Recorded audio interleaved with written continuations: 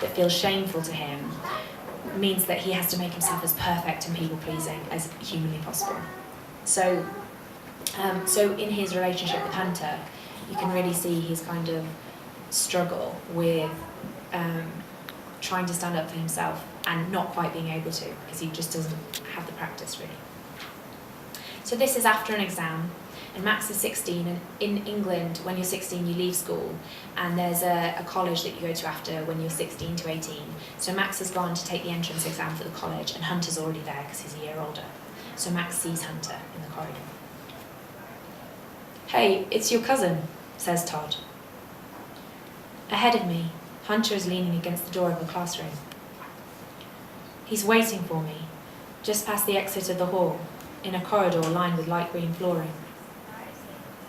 It gives everything a cold hue.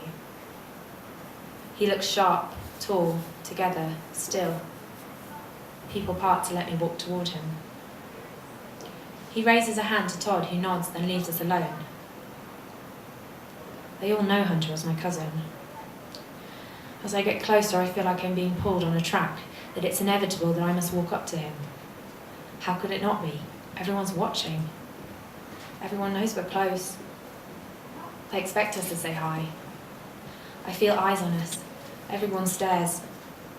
A meter away, and he looks me up and down, slowly, swallows, and adjusts his tie again. "Hi," he murmurs, his voice deep, his hand touching the back of my blazer firmly and reaching across my shoulders. I feel it stroking sideways from the back of my right shoulder to my left. I feel him pulling me closer.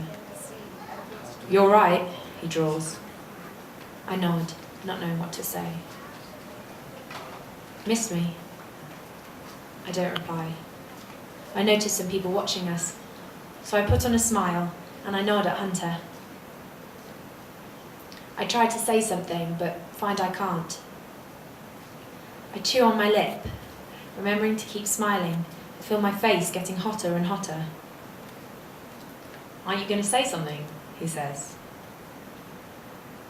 I open my mouth. I look over to where people are watching us as they walk by, dozens of strangers passing us in a stream on their way to classrooms. I try to speak. I try again. I shake my head. My whole body feels heated. I feel like I'm sweating in my armpits and my socks. "I can't," I say quietly. "I can't." He frowns. "What's wrong with you? Why are you being so uptight?" I shrug, still grinning, smiling and smiling like my mouth is cut into that shape. I imagine the corners sliced away at the sides, the lips locked into a perpetual clown grin. He leans in and whispers in my ear. "Is it because I saw you jump?" He darts out from my ear and grins at me, as if it's funny, as if it's no big deal. I imagine Hunter again above me, looking at all that mess. My cheeks burn and I feel my face about to buckle. I pull my hair in front of my eyes with my hand and turn in toward Hunter so the people passing can only see my back. "Max, don't worry," he says, his tone changing, lowering, his smile gone. I was so drunk I can hardly remember it. I look up. He seems genuine. He doesn't seem like he's lying. He looks concerned that I'm not talking. "Really," I say, swallowing. My throat feels like it's swollen. He smiles slowly and his eyes go up to my temple and across my forehead and down to my lips. "Sure. Fun though, wasn't it?"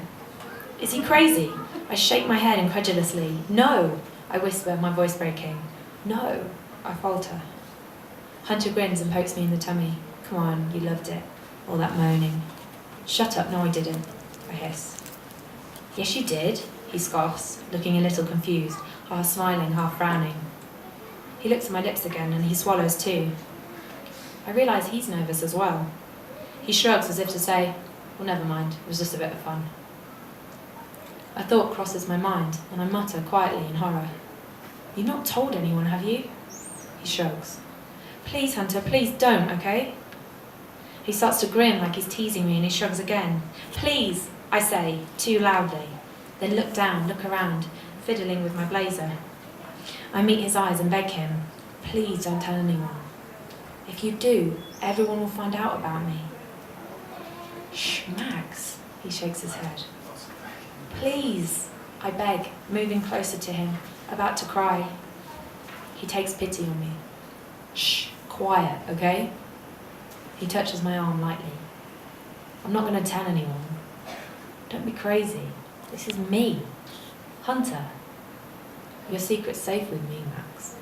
It's okay. It's when he says your secret's safe with me that the timbre of his voice goes dark and threatening. I stare at him, absolutely rooted to the spot with terror, but he just looks normal. He looks as if nothing's really wrong, as if he can't understand why I'm so frightened. Hunter squints at me searchingly. We're all right, aren't we? He asks. We're okay, aren't we, Max? I feel his hand on the muscle of my upper arm, and he squeezes me gently. I bite my lip a minute, studying him, and then I give him a big smile. Yeah, we're okay, Hunter. So that's Max and Hunter. And the final bit I'm going to read features Max, so someone who is kind of provides a bit of light relief and comedy and is very sweet, and it's Max's 10-year-old brother Daniel. And in the way that children do sometimes, Daniel sort of sees through everything that's happening and brings up things that make Max really think, and somehow is like a philosopher and a guide to his 16-year-old brother. So this really needs no introduction, but it's towards sort of 2/3 into the book, and it's Max has got into Daniel's bed to like calm him down. He's a really good brother, and Daniel couldn't get to sleep, so he's just lying next to him and he's dozed off a bit, and Daniel tells this part of the story. Max falls asleep for a bit, but I want to ask him a question, so I poke him and he wakes up. Ugh, what? He says. What's the scariest thing in the world, Max? Poltergeists. Max hisses funnily at me, and then does a big yawn. Do you want me to get the flashlight? No flashlight. I put my hand on his mouth to stop him from speaking about spooky stories. I mean the scariest real thing in the world. Poltergeists are real, he mumbles from behind my hand. No, they're not, I frowned at him, and neither's Santa. Ouch, he says, and half laughs, even though this is totally inappropriate because it's disrespectful to the memory of Santa, who was real when we believed in him. Mum and Dad are so whispery these days. I want to know about grown-up stuff, I tell Max. What's the real scariest thing, Max? And you have to tell me out of loyalty. I must know. You promised never to lie to me again, and you did a pinky promise. Max looks at me. In the dark, his seaweed-colour eyes are black with one small thin oval of light from I don't know where. He breathes out, and I know he's going to tell me, so I take my hand away from his face and I wait. He looks straight in my eye for a long time, then swallows and moves a little forward on the pillow. He thinks for a bit, and then he opens his mouth. The scariest thing is a secret, he says, very slowly and sort of rhythmically. How can a secret be scary? I ask scornfully, but wanting very much to know. Max swallows and breathes again and looks at me. He bites his lip. Secrets are like invisible maggots, Max says slowly. No, they're like zombies, okay? They eat away at your brain. He touches my wrist. You know, like the zombies in Deadland, the computer game. They eat at your brain, and then they get out, and they eat at your guts, so you've got none. You've got no guts, and you can't be brave. And they eat your vocal cords, so you've got no voice. You can't speak. And they eat... What? What else do they eat? They get out of you and they eat the air around you. They make it all thin so you can't breathe. And then they eat the other people around you. They eat Mum and Dad. Is that what's happening now?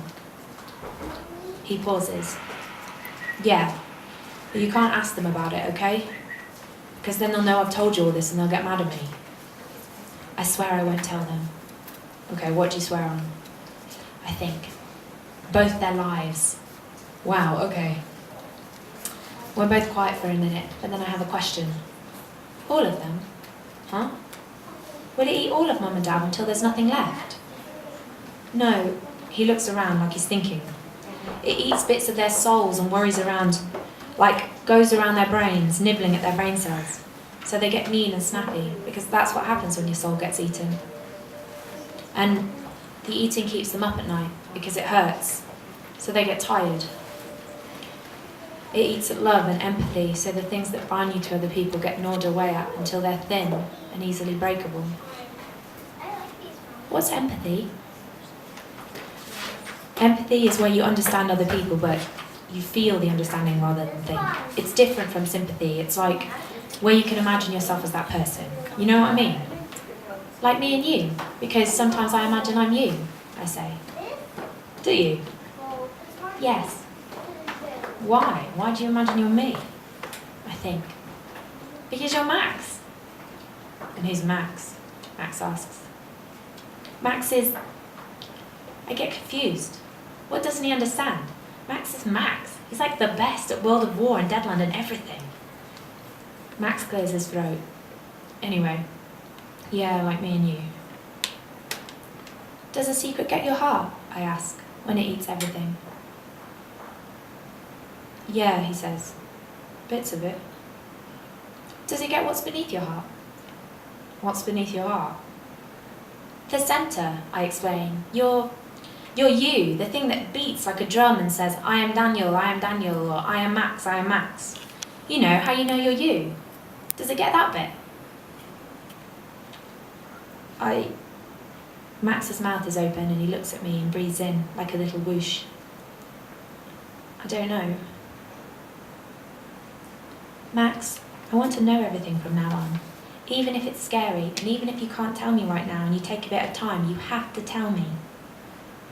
Max stares at me for a minute like he's going to say something, but when he opens his mouth, he just says, really quietly, okay.